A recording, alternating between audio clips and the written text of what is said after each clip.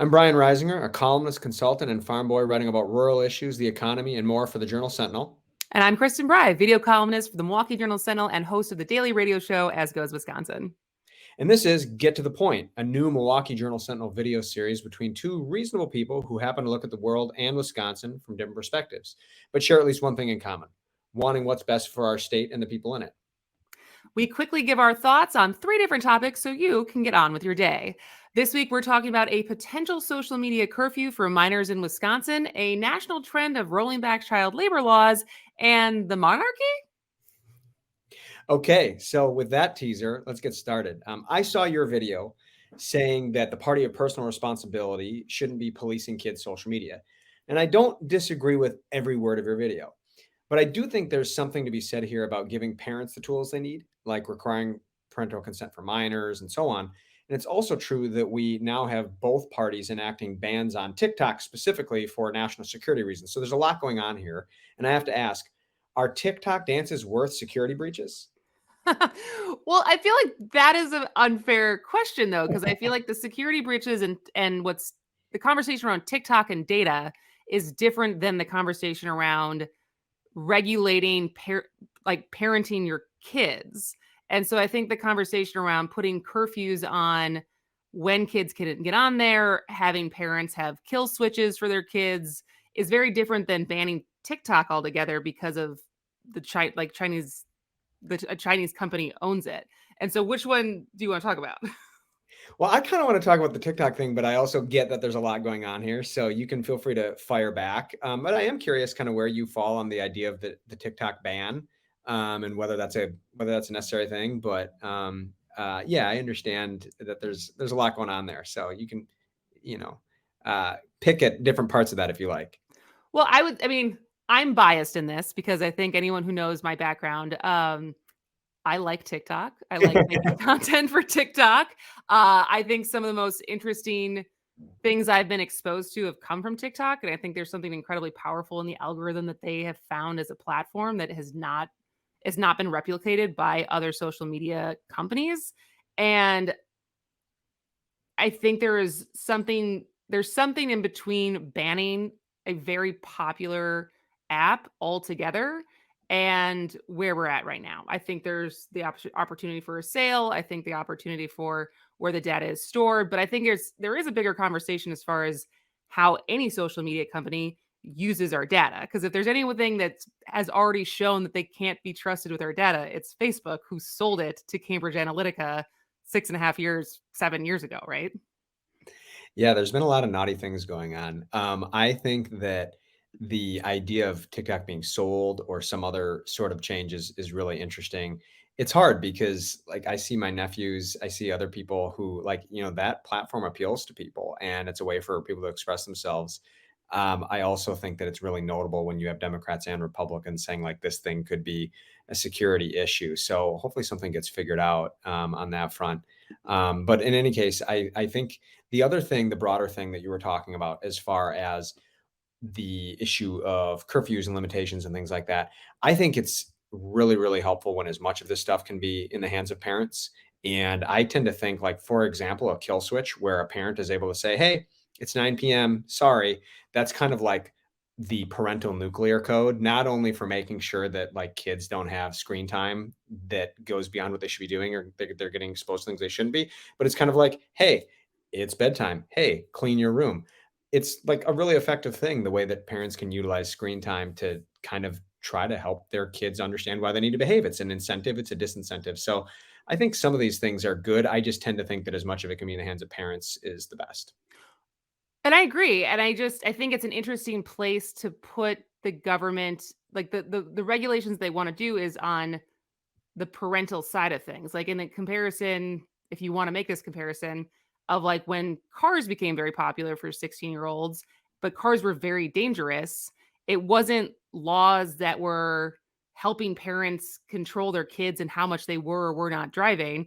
It was making cars safer, right? So I think pressure on the platforms versus tools to get in between parents and teenagers is also something to explore. So with all this talk of kids, should we also talk about child labor and just go deeper?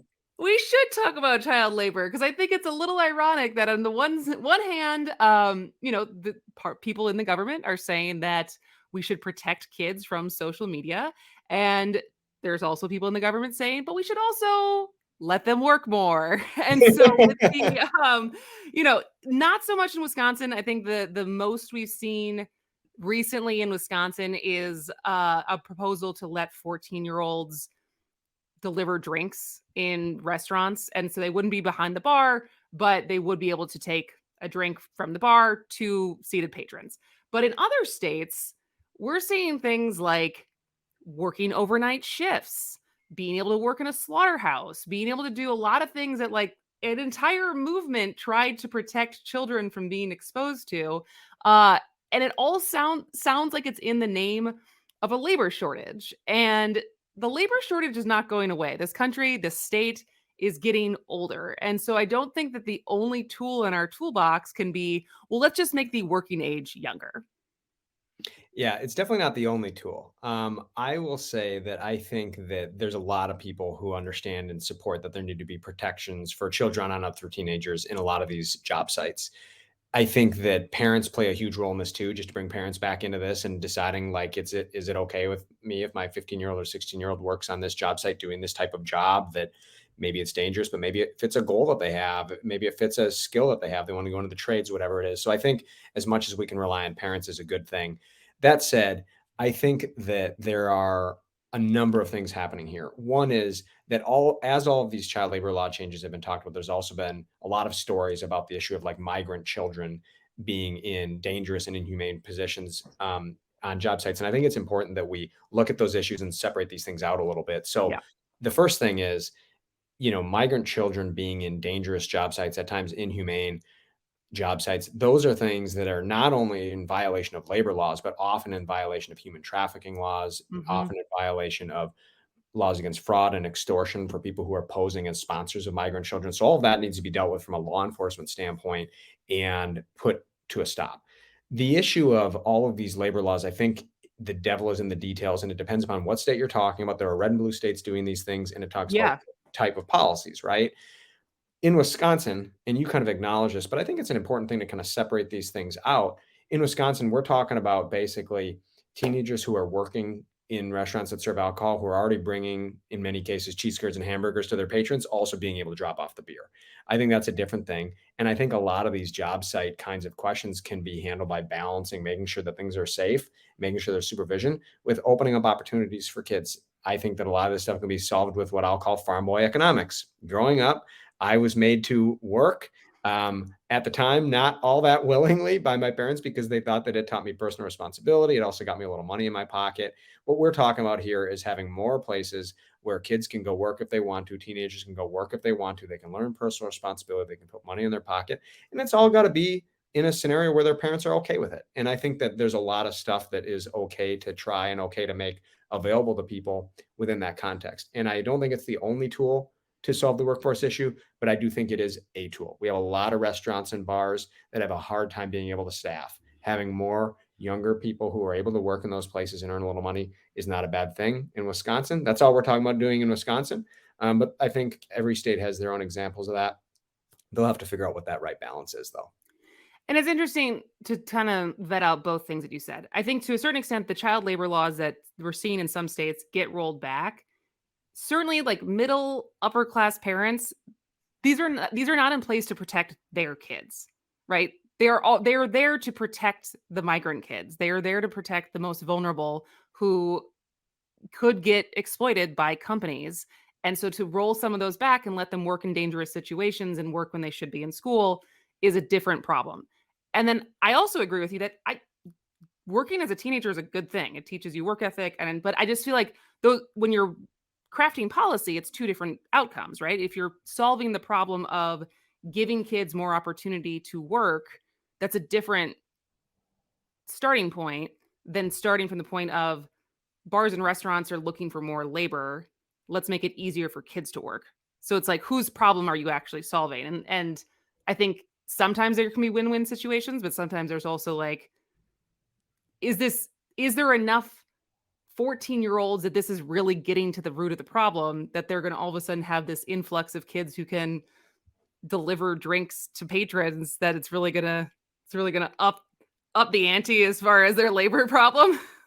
Yeah, I think, well, I mean, maybe there's aspects of the labor problem that can be solved with more drinks being delivered to more people. But I guess when it comes to the actual issue of like workforce and what to do, I think in some of these states, they're talking about things that are kind of on the Wisconsin end of the spectrum, where it's kind of a reasonable thing to say, like, hey, we can probably have young people doing some of these jobs. Some of these things are probably on the other end of the spectrum of being a little dangerous, and it really depends. But I think that there is room for discussion of things like construction sites and other stuff when you think about kids who want to get into the trades, and you think about these things being part of mentorship programs and workforce programs. So I just think we shouldn't discard these things sort of out of hand. But speaking of win-win, let's talk about a win-win situation, which is trashing the British. So America has been obsessed for a long time, but especially in the last week or so, with the British royal family. And I assume as Americans, we can all agree we're anti-monarchy. I also think it's true that our country has a fascination with the British royal family that I think needs some unpacking. So let me ask you a different question that gets at the heart of the real issue, which is British royal family drama. Are you pro or anti King Charles? Oh, man. Can't I just be apathetic and be like, I don't really care? You can do whatever you want. Um, I would say I am, if I have to pick one, I am more anti than pro King Charles. Fair, fair.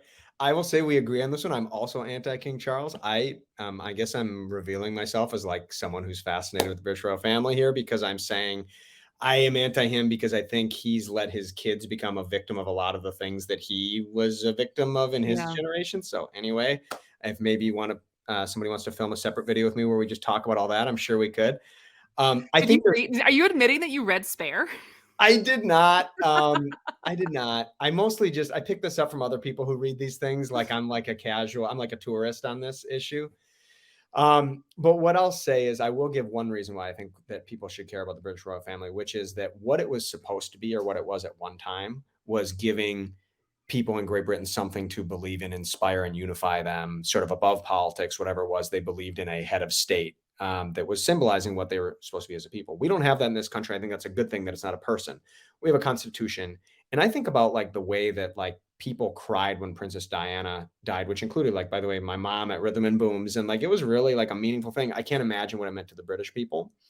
And I think that in this country, we would be a little better off if, whether it is the Constitution or something better that someone else can point to, that can be sort of a rallying cry Mhm. for all of us to unite. That's a good thing. By the way, I think the Constitution is a good one because it happens to guarantee our right to disagree. So we can continue swinging at each other, but also have like a thing that we all like agree upon. And I think we would benefit from doing that a little bit in this country, even if the British royal family isn't really living up to that for Great Britain anymore. I would agree with that. I like that concept of there's something bigger than our differences that we aspire to and appreciate as our country. And I think there was a time that it used to exist. Maybe the Constitution's still it. Democracy, Let's bring it depending on back. who you ask. Let's bring it back. Let's bring it back. Yeah.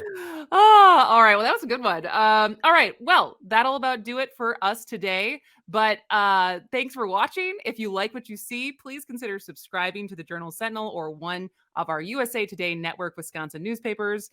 What topics do you think we should be exploring in future episodes? We'd love to hear your ideas. Drop us a line at jsedit@jrn.com.